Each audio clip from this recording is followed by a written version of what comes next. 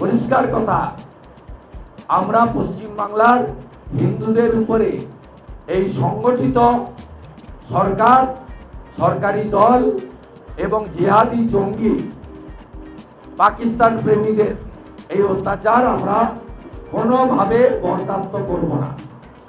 কি করে ঠান্ডা করতে হয় আমরা জানি।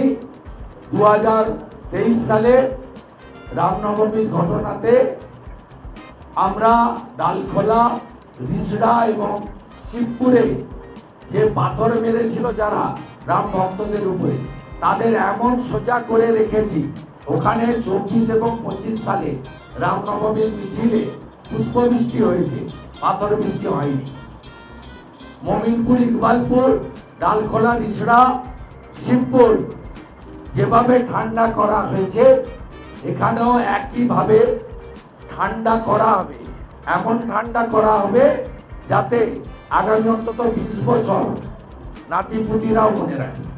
তবে একটা সত্যি কথা সেখানে এসপি বলে দিয়েছেন যে প্রচুর পরিমাণে বিস্ফোরক নাকি উদ্ধার হয়েছে। এই বিস্ফোরকটা রোহিঙ্গারা নিয়ে এসছে না ভারতে থেকে পাকিস্তানের গুণগান করা টুকরে টুকরে গ্যাং নিয়ে এসছে না অন্য কেউ রাখলো, এটা প্রমাণ করার জন্য এনআইএ ইনভেস্টিগেশন হওয়া উচিত, এ দাবিও আমরা করছি। পুলিশ, তৃণমূল আর জিহাদি এক হয়ে গেছে। আমি তো মুকুল মিয়ার গ্রেপ্তার চাই, ঠেলায় করে ট্রান্সফার করেছি। এই তো আসল কারিগর, এই তো আসল মূলাধার। ওর রিপোর্টিং অথরিটি ওর এসডিপিও বা এসপি ছিল না, ওর রিপোর্টিং অথরিটি ছিল ভাইপোর পিএ। মুকুল মিয়াকে ডাইরেক্ট কন্ট্রোল করা হতো চ্যাম্বার স্ট্রিটে ভাইপোর অফিসে। এটাই তো অরিজিনাল ডায়মন্ড হারবার মডেল। এই মডেলই তো 7,15,000 ভোটে লুট করে জেতা। আমাদের প্রার্থী হাইকোর্টে লড়ছে, ওখানে দেখা হবে ভাইপোর সঙ্গে আমাদের। রবীন্দ্রনগর থানায় যে বিক্ষোভ হয়েছিল এটি মহিলা নির্যাতনকে কেন্দ্র করে, সেখানে দক্ষিণ কলকাতা জেলা বিজেপি সভাপতি অনুপম ভট্টাচার্য, রাজ্যের সাধারণ সম্পাদিকা বিধায়িকা অগ্নিমিত্রা পাল ছিলেন। এদেরকে যদি ইঙ্গিত করে বলা হয় তাহলে এরা বৈরাগ্য তহন করতে পারে, তাহলে তো ফিরাদ হাকিমও বৈরাগত থাকেন চেতলায় দাঁড়ান বন্ধরে। আপনার মুখ্যমন্ত্রী এবং আপনাদের অভিযোগ যে পুরো মিথ্যা, বাজার গরম করা ছাড়া, ইস্যু ডাইভার্ট করা ছাড়া অন্য কিছু নয়, এটা প্রমাণ হয়েছে।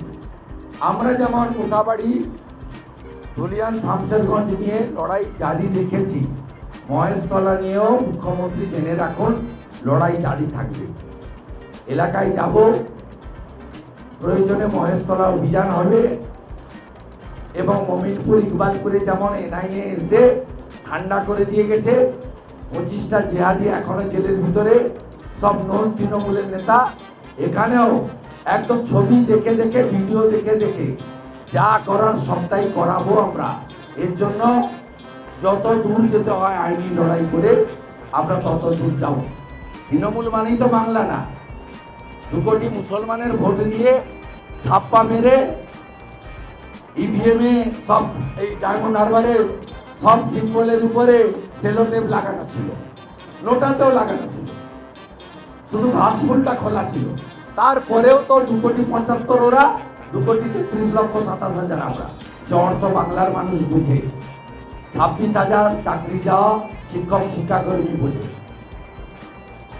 দিয়ে না পাওয়া সরকারি কর্মচারী বোঝে, 2,15,00,000 বেকাররা বোঝে, 60 লক্ষ পরিযায়ী শ্রমিক বোঝে, অভয়ার বাবা মা বোঝে, হাঁসখালির ওই নির্যাতিত খুন হয়ে যাওয়া মেয়েটার বাবা মারা বোঝে, কালিয়াগঞ্জের ওই রাজবংশী পরিবারের বাবা মাটা বোঝে,